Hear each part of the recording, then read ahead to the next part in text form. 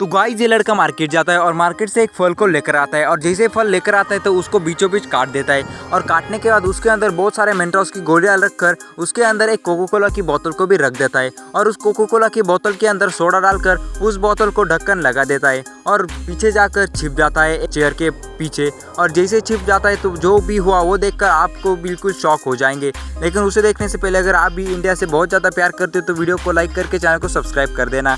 और ये कोई कसम की बात नहीं है और हो सके तो हमारे इंडिया के लिए I love India comment box में ज़रूर लिख देना। और जैसे ही वो लड़का छिप जाता है तो वो फल बहुत ज़ोर से फट जाता है।